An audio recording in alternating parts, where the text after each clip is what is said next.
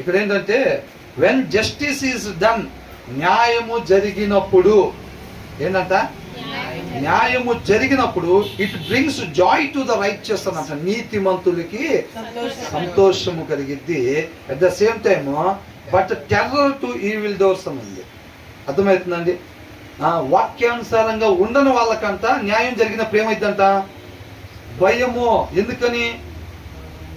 వీళ్ళు ఉండాల్సిన రీతిగా వీళ్ళు ఉండలేదు కాబట్టి వీళ్ళకేమైంది, అవునా? అక్కడ ఏమైంది, ఇప్పుడు సొలొమోను దగ్గరికి ఇద్దరు వచ్చారు. నిజమైన తల్లి ఒక్క ఆమె ఉంటుంది, ఇద్దరు ఉంటారా? ఇద్దరు ఉండరు, ఒక్క ఆమె ఉంటుంది. న్యాయపు తీర్పిచ్చినప్పుడు ఈ నీతిమంతురాలు ఎవరైతే ఉందో, నిజమైన తల్లి ఎవరైతే ఉందో, ఆమెకి ఏం కలిగింది? మహా సంతోషం కలిగింది. ఈ పక్కన నటిస్తుంది చూసారు, ఒక కింద పడి డొల్లాడి నా కుమారుడు నా కుమారుడు అని డొల్లాడుతా వారాటింగ్ చేస్తారు కదా కాండలు అనే వాళ్ళు ఉన్నారు చూసారా. ఆమెకి ఎప్పుడైతే న్యాయపు తీర్పు జరిగిందో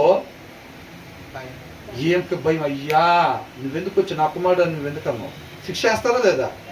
ఏం వదిలిపెట్టరు అంత అడ్డుకోలుగా. ఇప్పుడు ఇద్దరు కలిసి వేరే వాడి స్థలాన్ని కబ్జా చేద్దామని చెప్పి పోయి అది నా స్థలం అని చెప్పి వేరే వాడి కాగితాలు పట్టుకొచ్చాడు అనుకోండి, అది నిజమైన వాడికి ఇచ్చి నేను వదిలిపెట్టరు. దాన్ని కబ్జా చేయడానికి చూశాడు కదా, చూశాడంటే ఏం చేశాడు, అక్కడ క్రైమ్ చేయటానికి ప్రయత్నం చేశాడు. బతి తీసుకునేది చంపటాకని అటాక్ చేశాడండి.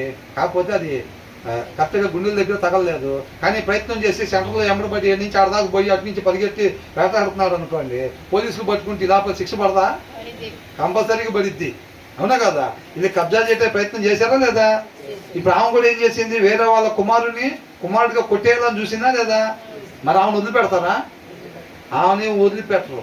కాబట్టి న్యాయము జరిగినప్పుడు నీతిమంతునికి సంతోషము. రేపు అక్కడ జడ్జిమెంట్ ఎలా ఉండిద్దంట? ఇవాళ మన కోర్టులాగా లంచాన్ని తమిడిపోయేటట్టు ఉండిద్దా? ఉండదు. ఖచ్చితమైన న్యాయపు తీర్పు అక్కడ ఉండిద్ది. అలా ఉన్నప్పుడు ఎవరైతే నీతిమంతులు ఉంటారో వాళ్ళందరూ కూడా సంతోషించేవారుగా ఉంటారు.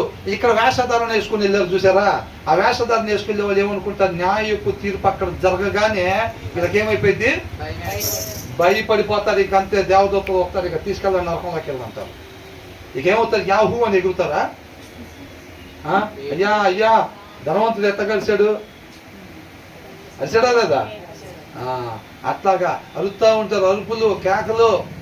ఆ అరుపులు అయితే ఇక్కడ వెళితే మోకాలు వేసుకొని దేవుడు కరుణిస్తాడుగా, ప్రభా ఇంకోసారి చేయండి ప్రభా అని ఇక్కడ అరవచ్చుగా. ఇక్కడే వెళ్తే అరుపులు వేరుకుంటాయి, తాగి అంటూ ఉంటారు రోడ్ల మీద, ఆ అరుపులు అరుపుతారు. ఇక్కడ రేపు అక్కడికి వెళ్ళేసరికి అరుపులు మారుతాయి, అవునా? అరుపులు మారుతాయి. కాబట్టి